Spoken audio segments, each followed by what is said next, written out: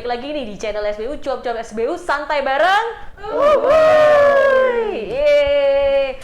Tepuk tangan dong, sepi nih di sini ya. Alhamdulillah nih, akhirnya setelah podcast ini berdiri kurang lebih berapa ya? 6 bulan kali ya? Atau setahun jangan-jangan. Banyak liburnya gitu ya. Akhirnya kita bisa ngundang ini the man behind the show, the man behind this podcast ya. Teman-teman semuanya mungkin yang baru lihat atau teman-teman SBU semuanya, teman-teman Telkom, inilah Pak Henry Sudidharma. Halo. Jadi Pak Henry ini itu tadi yang saya sampaikan, the man behind this podcast. Jadi ceritanya ini ya, cerita singkat aja. Podcast ini ada karena supportnya beliau. Dan selama ini beliau udah di balik layar dan nggak mau diundang ke sini. Kenapa Pak? Kenapa nggak mau tampil di layar perdananya Cuap-Cuap ini? Kenapa baru akhirnya setelah sekian lama dan terakhir ya mungkin karena habis ini beliau pindah gitu ya. Kenapa Pak? Ya, jadi sekarang kan eranya digital ya, media digital, iya. Sosmed. Benar. Harapan saya itu saya tidak mengambil perannya teman-teman. Jadi saya minta teman-teman milenial ini justru yang aktif di podcast ini. Jadi yang ngisi ruangan di sini itu teman-teman. Daripada teman-teman membuat konten yang tidak punya alat, tidak punya perlengkapan, kita siapin di sini. Boleh sambil ngobrol, sambil guyon, main gitar disediakan, ya kan? Mau media Zoom juga boleh gitu. Jadi kasih kesempatan teman-teman dulu ya. Jadi kupikir selama ini karena Bapak memang nggak suka buat tampil, ternyata mungkin mengalah gitu ya ternyata. Saya jadi nggak enak kan jadinya. Terus saya pikir memang saya mengenal Bapak itu karakternya memang sederhana gitu. Jadi saya pikir memang tidak suka tampil, tidak pede mungkinnya di depan kamera karena memang ya kayaknya sih gampang tapi ternyata susah ya Pak ya. Jadi kayak grogi gitu. Bener ya Pak? Ya gini, bener. Jadi kalau kita ini settingnya serius, tegang gitu ya, mungkin tampil di depan kamera itu nggak bisa santai gitu ya, nggak bisa keluar semua kata-katanya. Ini pernah saya rasakan dulu ketika ini ya, waktu dulu saya di marketing itu diminta untuk siaran radio. Jadi ketika punya bayangan pertama di depan mic-nya radio itu juga mau ngomong apa, ternyata ketika kita sudah biasa menyampaikan itu ya akhirnya terbiasa juga. Makanya teman-teman di sini saya minta juga begitu, gantian, yang jadi host gantian, yang jadi narasumber gantian, tidak harus berupa wawancara, bisa seperti yang lain ya, tadi yang saya sampaikan bisa guyon, ngobrolin tentang sharing knowledge atau apa. Ngobrolin yang ya memang harus terbiasa. Oke. Kawan-kawan SBU harus terbiasa di podcast. Oke. Kayaknya memang butuh ini ya, teman-teman juga mungkin juga butuh latihan ya Pak ya. Karena memang nggak pede biasanya, nggak terbiasa ngomong. Mungkin kalau ngomong biasa lancar tapi ternyata di depan kamera grogi gitu. Padahal mungkin kalau udah terbiasa kan terbiasa gitu ya Pak ya berarti ya. Betul. Dan ini memang dibutuhkan kepedean kawan-kawan ya, kepedean kawan-kawan. Kalau kita ngobrol biasa sambil ngopi gitu kan bisa lost gitu ya. Tapi kalau sudah ada kamera mungkin agak wah ini direkam nih, wah dilihat banyak orang nih. Padahal yang lihat juga sama-sama juga kan teman-teman kita juga. Iya. Padahal kalau diupload di YouTube bisa jadi terkenal ya. Oh iya. Jadi harapannya begitu. Kalau misalnya nih Pak, YouTube, studio ini terus dipakai buat YouTube channel pribadi gitu boleh ya Pak? Ya asal pakai ini. Nah ini ya, maskot kita, Cuap-Cuap SBU. Sponsorship ya? Sponsor utama. Oke, terima kasih loh Pak Henry sudah menyediakan fasilitas segininya dan semoga juga teman-teman di sini tuh di SBU ya Pak khususnya gitu ya bisa memanfaatkan podcast ini semaksimal mungkin. Oke, kita kan ngobrol-ngobrol nih Pak ya, santai-santai aja nih. Pertama dan terakhir nih Bapak di sini ya. Atau mungkin nanti suatu hari nanti kesini lagi jadi bintang tamu gitu ya.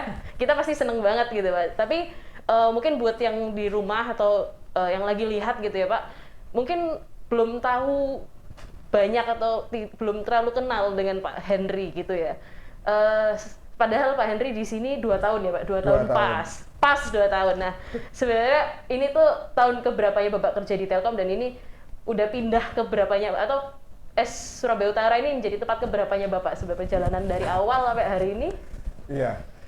Jadi kalau ditanyain tentang perjalanan karir ya, saya mulai masuk Telkom itu tahun 97. Ya 97. Kalau masalah pindah-pindah saya nggak ngitung ini yang keberapa gitu ya. Kita nikmati saja lah. Kita ditugaskan di mana, kita kerja di mana, kita nikmati, kita best effort di lokasi itu ya. Kita harus memberikan yang terbaik. Kemarin Pak Po juga pesan gitu ya. Jadi kalau kita best effort itu bukan untuk kita, bukan untuk Witel, tapi untuk Telkom ya secara keseluruhan gitu.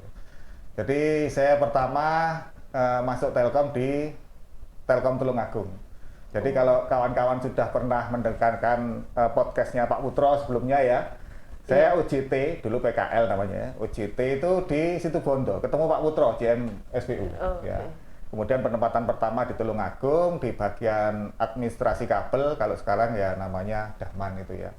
Adkap di sana, kemudian tahun 2000 saya pindah ke Trenggalek, jadi KUP di sana Trenggalek. 2001 kembali ke Tulungagung sebagai SS Marketing, jadi dari orang teknik ke marketing. Ya. Ini juga perlu kawan-kawan di SBU juga perhatikan ya. Jadi ketika stream kita ada di teknik, kemudian diminta pindah ke marketing gitu ya, atau pindah stream, kawan kan juga harus siap ya, karena memang kebutuhan perusahaan. Jadi yang kemarin agak gerundel ya kita nikmati semua lah. Setelah di marketing, kebetulan tahun 2003 ya itu ada dulu Telkom itu punya produk Telkom Flexi ya. Jadi awal mulanya Flexi hidup di Tulungagung, waktu itu saya on kan gitu ya, pakai HP yang masih injek gitu. Itu tanggal 1 November 2003 saya ingat itu. Dihidupkan di Tulungagung. Setelah di Tulungagung, ada transformasi organisasi, 2006 saya pindah ke Madiun, menjadi Asman Wireless di Madiun ya, jadi tetap ngurusi Flexi gitu ya di Madiun. Di sales ya Pak Flexinya? Iya, jadi di Madiun. Kemudian di 2010 ya, terjadi perubahan organisasi lagi, Flexi menjadi divisi Telkom Flexi ya, itu dipisah, saya masuk ke Kediri. Jadi ada kalau dulu nama RO ya, Representative Office di Kediri. Di Kediri, kemudian Flexi bubar 2014 ya. 2014 kemudian saya masuk di Wibro ya, WiFi ID dulu ya. WiFi ID, kemudian 2015 saya pindah ke Lumajang, ke Kandatel Lumajang. Dari Lumajang 2017 saya ke Mojokerto sampai 2018. 2018 saya masuk ke Surabaya Selatan ya, masuk kota besar ini, sebelumnya di luar Surabaya, Jawa Timur. Kemudian saya masuk Surabaya Selatan, Agustus 2019 saya masuk di SBU. Nah, jadi keberapa tadi? Nggak hitung ya. Banyak banget soalnya Pak. Ternyata muter-muter dari ujung baratnya Jawa Timur sampai, ujung timurnya Jawa Timur sampai ujung baratnya Jawa Timur.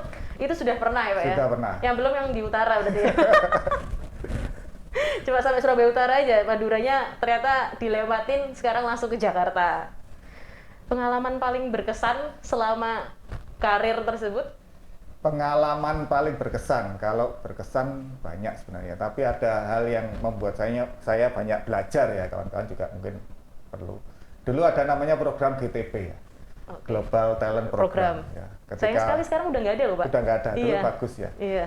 Jadi dulu ketika kawan-kawan saya mulai GTP ya di Singapura, di Malaysia, kok kayaknya enak gitu ya, karena tempat-tempat wisata. Gitu. Iya. Akhirnya saya sempat dipanggil waktu itu, tes GTP, lulus, ternyata penempatan di mana? Timor Leste. Ya.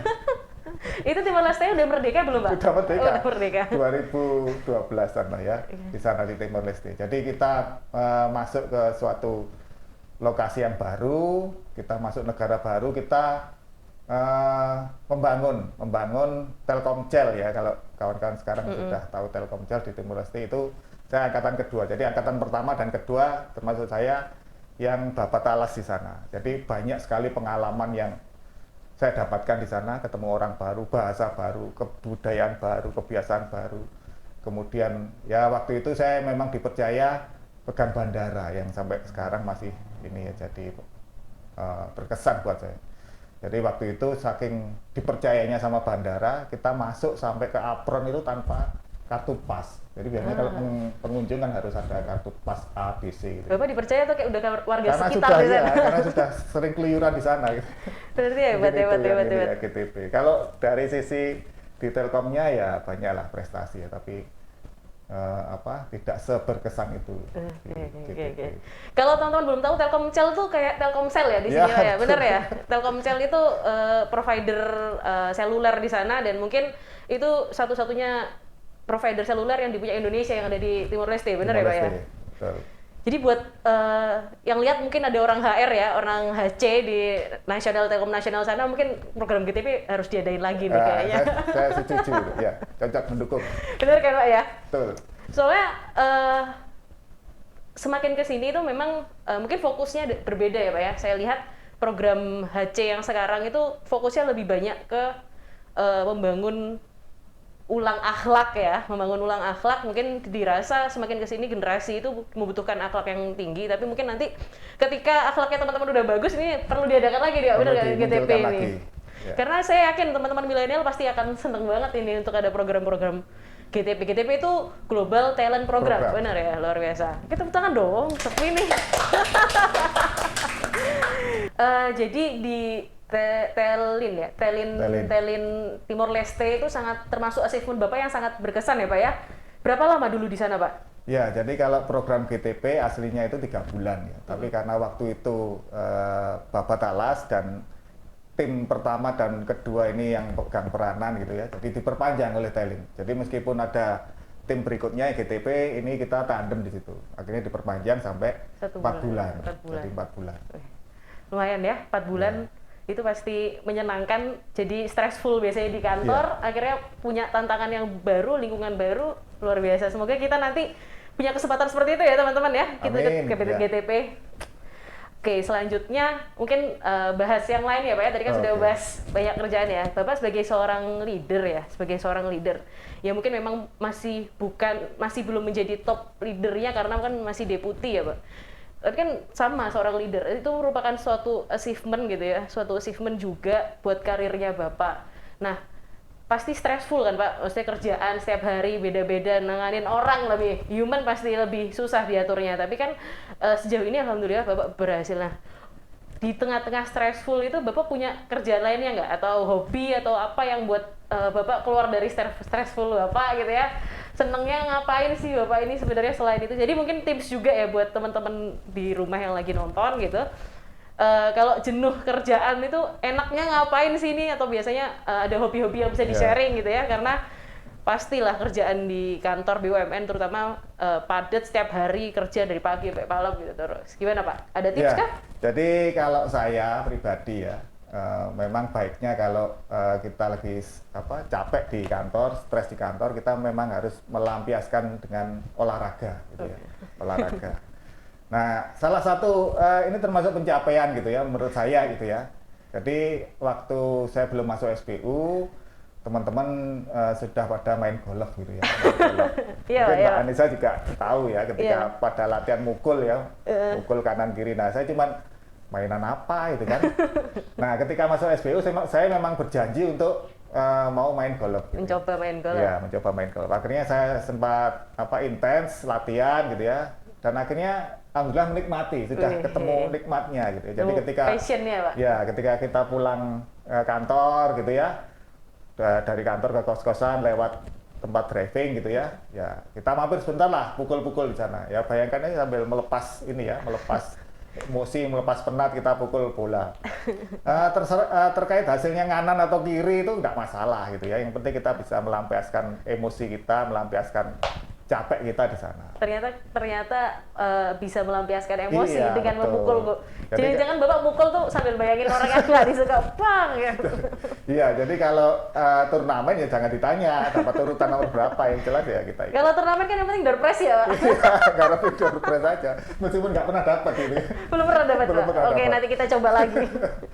Oke, selain golf mungkin ada selain golf sepedaan gitu ya, sepedaan. Jadi kalau ada waktu luang pagi saya biasanya sering keliling gitu ya. Kalau di Surabaya Sabtu Minggu nggak pulang, Saya berangkat pagi keliling, saya kelilingi Surabaya itu. Misalkan dari arah Ketintang ya, kebetulan kos saya di Ketintang, ke arah Gedangan, Sidoarjo, lurus ke belok ke Kalanganyar, lurus sampai ke Kenjeran, puter lagi sampai ke Gor GPT, balik ke kos-kosan. 90 kilo. Wow, luar biasa 90 kilometer, wow. Gila, ya, saya maksimal tuh ya, kalau saya ya 50 kilo, 90 kilo luar biasa. Hebat banget. Tentusan sehat, Pak. Alhamdulillah, sehat ya, kita Pak, ya? nikmati lah. Alhamdulillah. Ya. Tapi nggak banter-banteran loh ya, kita cuma santai-santai sambil. Berarti ya, parameternya bukan waktu ya, cuma jarak ya, Pak ya? Jarak aja. Kalau yang cepet-cepetan ya jadi pembalap aja kayaknya. kayaknya. Iya betul, kita pakai motor aja kalau itu. Jadi golf itu merupakan salah satu pilihan nanti buat teman-teman juga kalau misalnya melepas stressful ya Pak ya. Oke, setelah hobi nih kita beranjak lagi ke karir dan kehidupan Bapak ya Pak ya. Jadi Bapak habis ini pindah, Pak Henry habis ini mutasi, pindah ke retail terbesar di Indonesia gitu, Telkom ya, kalau teman-teman nggak tahu Telkom terbesar di Indonesia yaitu di Telkom Jakarta Timur. Nah harapannya Bapak nanti ketika berada di Jaktim atau untuk next level karir levelnya Bapak itu seperti apa, dan mungkin ada nggak sih Pak cita-citanya Bapak yang masih belum tercapai sampai sekarang? Iya, cita-cita ya. Jadi kalau saya sebenarnya ditempatkan dimanapun, ya karena kita sudah siap ya sebagai karyawan Telkom, ditempatkan dimanapun, saya akan memberikan yang terbaik buat perusahaan gitu ya. Jadi kita enjoy memberikan yang terbaik dan semaksimal mungkin. Mungkin itu aja sih. Tapi kalau kita tanya cita-citanya apa yang belum kesampaian, ya ini saya sudah seumur segini mau cita-cita apa lagi gitu kan. Jadi ya alhamdulillah misalkan dengan best effort saya, dengan kinerja saya ternyata dipercaya perusahaan, misalkan dikasih kesempatan menjadi direktur atau komisaris, ya alhamdulillah. Tapi saya tidak pernah untuk berambisi untuk itu. Ya saya hanya bekerja yang terbaik. Hebat ya teman-teman. Jadi salah satu yang bisa kita ambil tuh yang penting kita bekerja keras, bersungguh-sungguh dan melakukan yang terbaik dalam setiap pekerjaan kita tanpa perlu ada ambisi yang berlebihan gitu ya. Kita jalanin dan insya Allah nanti akan ada jalannya. Seperti itu ya Pak ya? Benar ya Pak ya? Siap, betul. Terus terakhir, mungkin nanti paling terakhir kita akan ada tanya jawab, pertanyaan cepat jawab cepat ya Pak ya. Tapi sebelum masuk ke situ, Bapak ada nggak harapan untuk teman-teman di Telkom Surabaya Utara ini? Iya, jadi harapan saya untuk kawan-kawan di Surabaya Utara ada 3 yang mau saya sampaikan ya. Jadi udah disiapin berarti ya? Iya, semalam itu sudah mikir gitu ya. Jadi ada 3 ini yang ya kalau banyak-banyak nanti nggak diperhatikan gitu. Iya. Yang pertama, kawan-kawan harus selalu bersyukur gitu ya, bersyukur. Apapun yang terjadi, bersyukurlah. Jadi karena yang kita terima saat ini mungkin itu hasil jerih payah kita, hasil perbuatan kita beberapa saat yang lalu, bisa setahun yang lalu, 5 tahun yang lalu. Misalkan Mbak Anissa gitu ya, bisa di sini jadi host karena apa? Dulu kuliahnya beneran belajarnya, kuliahnya sungguh-sungguh, akhirnya jadinya seperti ini. Nah harapannya ke depan kawan-kawan juga harus begitu. Ketika saya 5 tahun lagi, 10 tahun lagi pengen jadi apa? Siapkan mulai sekarang. Jadi tidak bisa yang ujuk-ujuk. Seperti kemarin juara bulu tangkis Olimpiade itu latihannya tidak akan diekspos, tapi hasilnya luar biasa. Jadi orang taunya kok gampang menang juara Olimpiade, itu latihannya luar biasa. Itu yang pertama ya. Jadi harus bersyukur, kemudian kita siapkan diri kita. Yang kedua adalah belajar ya, belajar dan mengajarkan. Ini saya tahu ya, mengajarkan karena ibarat take and give ya. Jadi kalau kita belajar banyak menyerap ilmu supaya ilmunya itu bermanfaat, kita ajarkan kepada orang lain. Jadi jangan dipek dewe, ajarkan ke orang lain. Banyak kawan-kawan kita ya yang merasa ahli, kemudian ilmunya dipakai sendiri. Kalau si A enggak bisa ini, nah itu malah Anda jadinya tidak kemana-mana, akhirnya tetap di situ saja. Jadi kalau misalkan Anda ahli IT gitu ya, akhirnya Anda tidak akan pernah kemana-mana di situ terus karena yang tahu Anda sendiri. Coba Anda sampaikan ke orang-orang sekitar Anda, kemudian diajarkan sehingga keahlian Anda itu dipunyai oleh orang banyak. Itu nanti Anda bisa mencari ilmu yang baru, menambah ilmu yang baru, akhirnya terus belajar. Ya. Dan ilmu yang Anda berikan kepada orang lain itu pasti bermanfaat kan gitu ya. Kemudian yang ketiga, kawan-kawan kalau ingin berubah ya, jadi kalau misalnya ingin berubah itu memang susah. Tapi berubahlah sedikit demi sedikit. Misalkan gini, ada ini teman-teman yang, Pak saya tidak bisa bangun pagi, itu gampang. Setiap hari usahakan bangun pagi 1 menit lebih awal. Gak susah kan 1 menit ya? Setuju, Pak. 60 detik, hanya 60 detik. Setiap hari 60 detik lebih awal. Misalkan hari ini bangun jam 7 gitu ya. Besok harus bangun jam 6.59 gitu ya. Lusanya lagi harus bangun jam 6.58. Begitu seterusnya. Ya. Itu dalam 2 bulan Anda tidak terasa kaget harus bangun jam 5, jam 4. Tapi begitu 2 bulan Anda sudah bisa bangun jam 4 gitu ya. Nah itu. Jadi sedikit-sedikit. Sama dengan olahraga. Ini teman-teman kalau saya lihat yang malas-malasan banyak gitu ya. Jadi jadi sebenarnya main game gitu ya. Pengen olahraga, nggak apa-apa. Luangkan setiap hari, harus konsisten ya. Setiap hari 5 menit saja olahraga. Misalkan apa yang disukai, jogging 5 menit, nggak usah lama-lama, 5 menit. Besoknya 6 menit. Besoknya lagi 7 menit, terus begitu. Lama-lama akan terbiasa, itu akan jadi nanti. Nah, jadi kalau mau berubah ya memang ada orang yang bisa frontal langsung berubah. Tapi kalau kita, supaya kita bisa menikmati proses itu, lakukan pelan-pelan sampai menikmati. Itu aja 3 ya pesan saya. Oke, terima kasih banyak Pak Henry. Terakhir kita akan jawab cepat ya. Jawab cepat ya Pak. Ada 5 aja deh, 5 pertanyaan ya Pak ya. Oke, yang pertama kopi atau rokok Pak? Kopi aja. 2 goes atau golf? Goes. Wih, padahal tadi yang disiapin pertama golf ya tadi ya olahraganya. Ternyata lebih mencintai goes saudara-saudara sekalian. Terus yang ketiga WFH atau WFO? WFO. WFO. Suka kerja hebat. Terus yang keempat Hot Wheels atau Tamiya Pak? Hot Wheels dong. Hot Wheels dong. Diecast ya Pak ya? Betul. Kalau Hot Wheels atau Tomica? Tomica. Oke.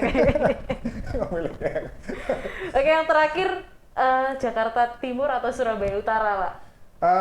Ini yang susah ya.